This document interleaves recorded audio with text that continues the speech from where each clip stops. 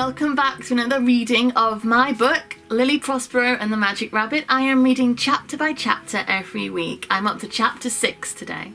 I hope you've been enjoying it. I've been having a really great time reading through it. It's been a while because I wrote this back, well, it came out in 2016. I wrote it, well, for years before that, but I've written a lot since. So it's like revisiting an old friend who I know really, really well and have loads of history with and love desperately but haven't seen for a while. So I'm having a really good time. I'll crack straight on. I'm on to chapter 6, and don't forget all the links if you want to buy this or if you want to read along, or all my social media if you want to tell me what you think, etc. It's all on my website, jjbarnes.co.uk, so come over there, find me, chat to me and tell me what you think, and yeah, I'll get on with reading. Chapter 6. "What are you doing?" came Geoffrey's voice from behind Lily as she worked at her desk. "You're not even thinking about it now." "What?" she asked him, as a butterfly drifted out of the window.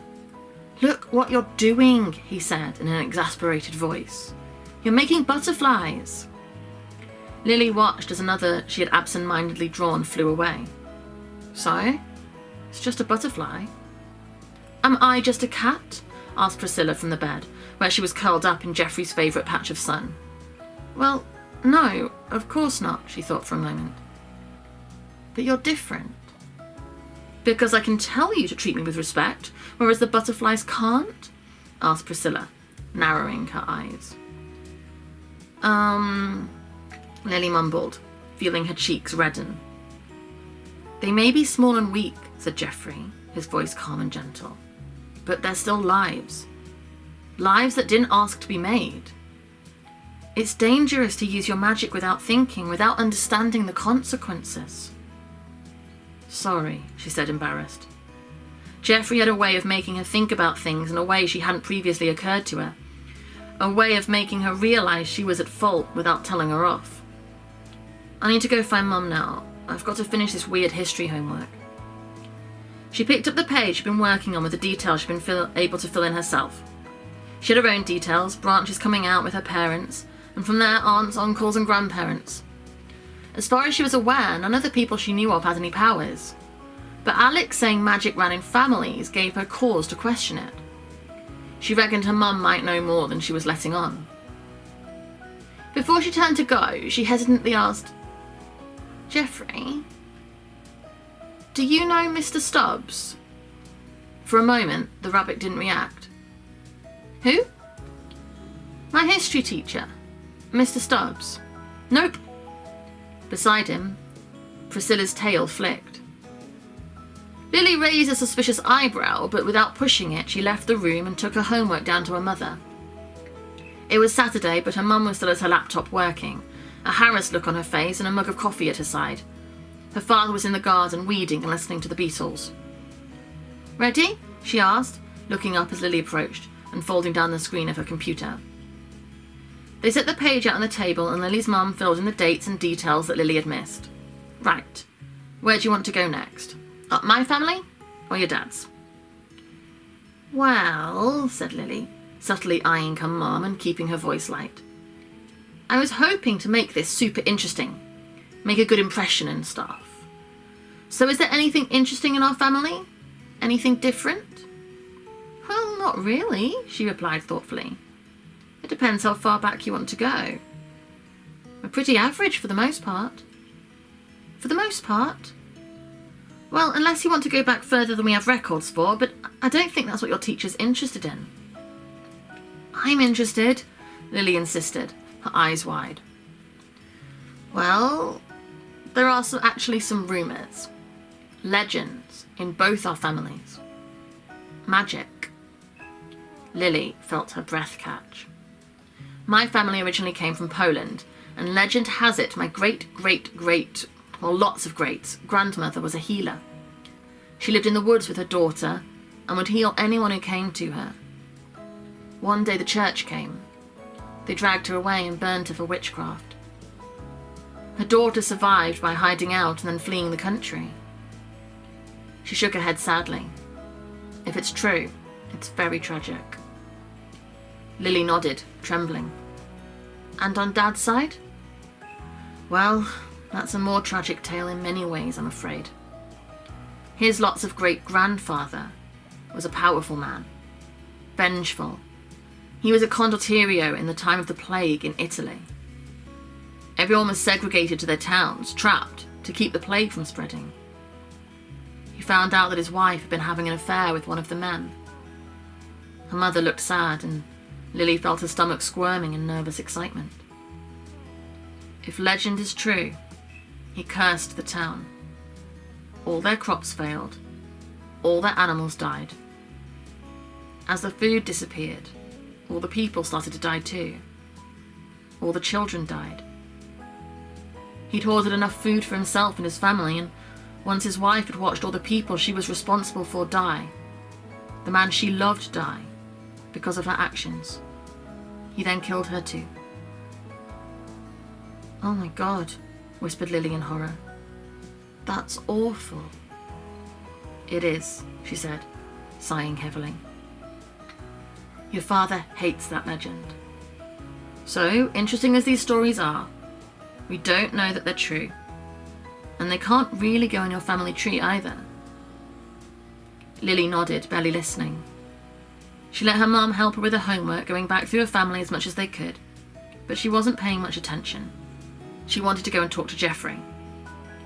"Thanks, Mum," said Lily as they finished up, grabbing everything and running away from her mum before she could say anything else. She crashed into her bedroom and slammed her bedroom door shut, her heart pounding. "Are you okay?" asked Jeffrey, a worried look on his face. "No, not really," she said tensely, sitting down in her desk chair and picking at her thumbnail. "There's magic in my family. A long way back, but it is there." "Oh?"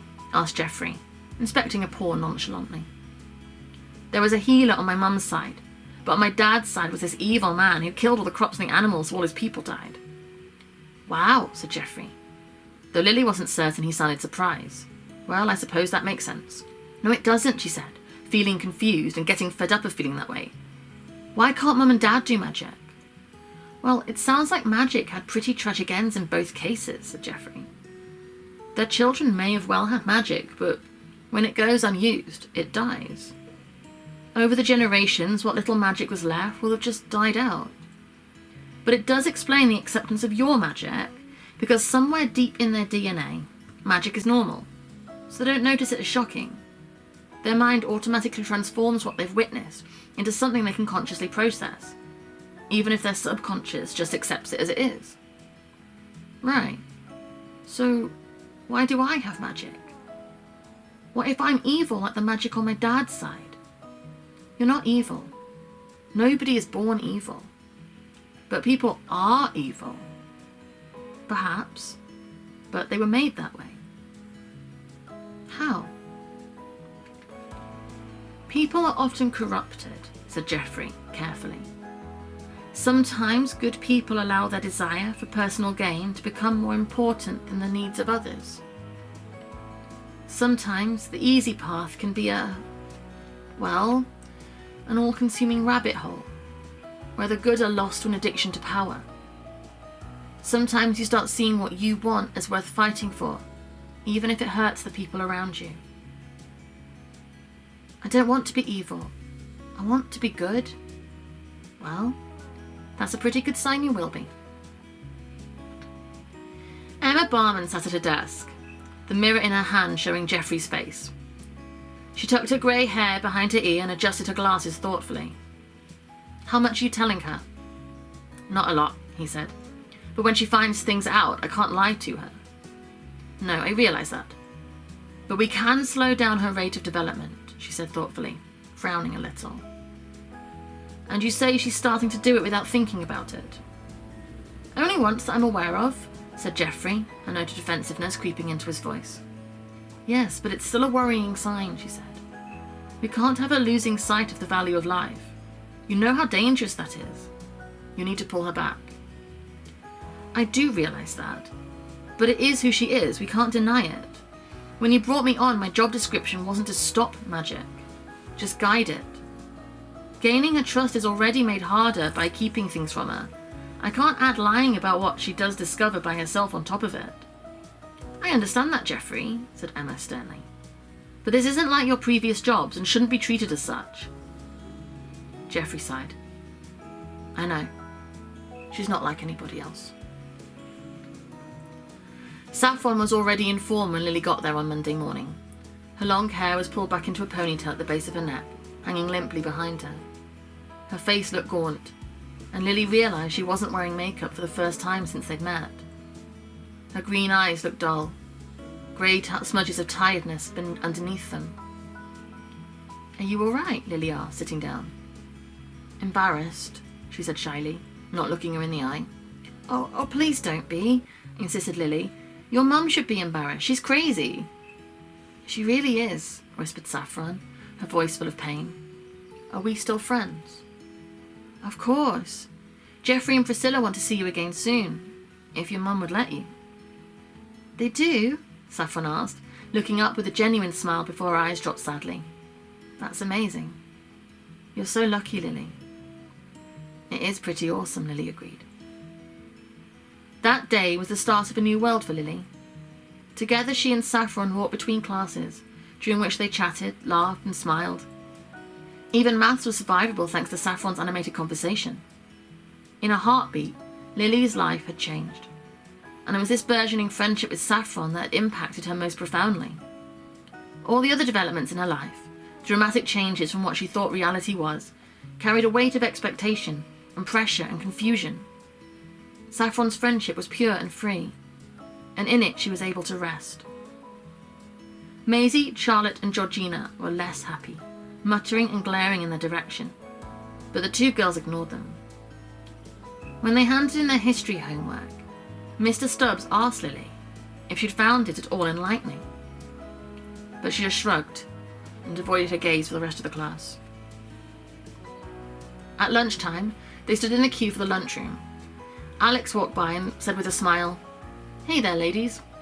"Hi," breathed Saffron, pulling her hair out of the ponytail and trying to fluff it up. He smiled at her, winked at Lily, and walked away. Her gaze followed him until he was out of sight, then she turned to Lily and asked with trepidation, "Is he your boyfriend?" "No, not at all," insisted Lily. "No, honestly, I wasn't lying. We're just friends." "Cool," said Saffron, sounding unconvincingly casual. "So, maybe you could, find out. Maybe if he might,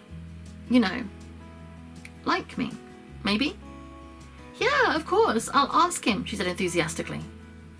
But then, remembering how he had spoken about people without powers, referring to them as pathetic mortal types, she hesitated. He, might not be into girls younger than him, though. "He likes hanging out with you, though," said Saffron keenly. "So it can't matter that much to him." "Okay, I'll talk to him," she said nervously. "Hey, Saffron," came a voice behind them. They turned to see Maisie. "Are you coming?" Lily felt her heart drop, doubt suddenly rushing through her as she met Saffron's eyes. "No," said Saffron, looking at Maisie. "I'm staying with Lily." "Bitch," spat Maisie, and walked away.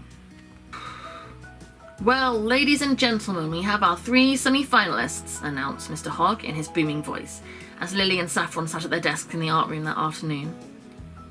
Saffron grabbed Lily's hand excitedly. In 3rd place, Lily Elizabeth Prospero.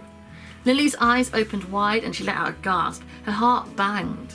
Next to her, Saffron squealed and gave her a hug. In 2nd place, Richard Alistair Baker. Across the room, Richard's friends grunted and punched him in the shoulder. Next to Lily, Saffron was trembling. Her knuckles were white. Lily held tightly to her hand. It'll be you, Lily whispered, truly believing it. And in 1st place, the 2 girls huddled together, pulses racing. Saffron Yvonne Tallulah Margaret Jones. Oh my god, Saffron squealed, dropping Lily's hand and jumping to her feet. Come on then, said Mr. Hogg, clapping his enormous hands together with a huge smile on his face. Let's have our semi-finalists up here. And everyone, give them a round of applause. Standing at the front, listening to the claps and cheers, Lily could almost believe they were for her. It was exhilarating. Lily and Saffron held hands and basked in the glory. Right. Your next piece is to be handed in this Friday, and is an abstract piece, said Mr. Hogg, turning a business voice on and looking at them seriously. From there, 2 of you will go through to the finals. Adamantine power, corporate logo, marvellous opportunity, etc., etc. Formalities over, he gave them all a huge smile. Well done, guys. They spent the rest of the class learning about techniques for drawing objects in motion, while excitedly chattering away about concepts of their abstract piece and what winning would mean to them. Lily couldn't believe how amazing her life had suddenly become. She had a friend, she had magic, and she was finally being recognised for something she was good at. Everything she had ever wanted was finally happening to her, and she felt dizzy with joy. Lily, those people are staring at you, said Saffron as they walked away from the art building at the end of the day. Lily turned and saw Asha Patel, Amy Chanley, and the freckled boy they were friends with watching them, their eyes fiercely intense. What's going on? Saffron asked. They look really pissed off. I don't know, said Lily with a degree of honesty. They don't like me, I guess. They're coming over here. Can we speak with you alone? Asked the boy as they approached. Why? Asked Lily, taking a step back, really not keen on being alone with them. It's important, he said darkly, and looked at Saffron. It's private. We don't keep secrets from each other, said Saffron sniffly and crossing her arms. Please, said Amy in a quiet voice, her eyes carrying a haunted look that gave Lily chills. Oh, fine, grumbled Saffron with a grumpy look. See you tomorrow. Following the 3 around the corner, Lily felt her hands getting sweaty and rubbed them on her top. She didn't know what they wanted and wondered if she was in danger. Alex had said that Ashia had attacked Una and set fire to the school. Was she next? She started to look around nervously to see if anyone was around who could help her. You need to drop out of the competition, said Ashia, her eyes burning as they stepped behind one of the mobile classrooms. No! And why? It's dangerous, said Amy in a quiet voice. She sounded genuinely terrified. A competition? How is it dangerous? Amy clawed at her face suddenly, violently, and Lily jumped back in fright. I don't know yet, she cried loudly. I can't see it. What? Can't see what? Lily asked, her heart racing. Asha put a protective arm around her friend. Don't push her. She's weak. Amy knocked her arm away and stared up at Lily. I can't see why yet. I can just see it's dangerous. I can see death and pain and danger. If you win this competition, bad things are coming. The magic, it has consequences. You are a bringer of death. What? Asked Lily, bewildered by everything that was happening. How would you even know that? She's a seer, explained the boy. Seeing Lily's confused expression, he explained in a patronising voice. A psychic, prescient, an oracle. Oh, wow, said Lily, surprised. She had no idea how many different powers there were, and despite not liking what they were telling her, she was impressed by them. You need to stay away from Alex, too, said the boy. Alex? Why? He's dangerous, said Ashia. He's dangerous, the competition's dangerous, explained Lily. Seriously? Didn't you set fire to the school? Didn't you attack Una? I think you're the dangerous one. What? You're so stupid, Ashia snarled at her in disgust. She just doesn't think, Billy. Billy? A memory stirred in Lily. Alex mentioned you. Are you Billy who changes the colour of things? He looked at her scornfully. I'm a chameleon. Alex warned me about people like you, said Lily angrily. You are the ones who want to get rid of powers. You want to stop us using our magic. You don't know anything, cried Ashia, exasperated as her eyes glowed red with heat. Leave me alone, said Lily. She backed off nervously, turned and hurried away.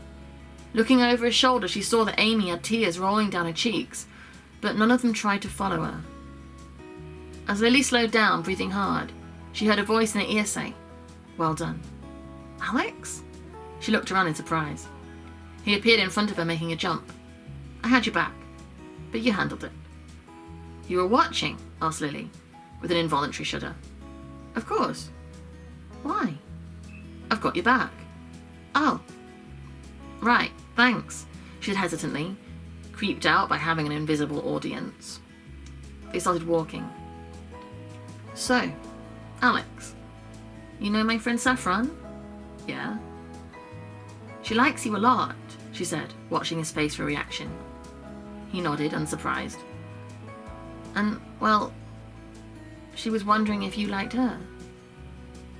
Morsel kids, he said, laughing. He elbowed her in an assumed shared joke. See you soon, Lil. Keep practicing. I'm counting on you. So thank you very much for listening to Chapter 6 of Lilly Prospero and the Magic Rabbit by me, JJ Bonds. I hope you are enjoying it so far. I hope you like listening and I hope you're having a good time. And yeah, I'll be back again soon. Bye.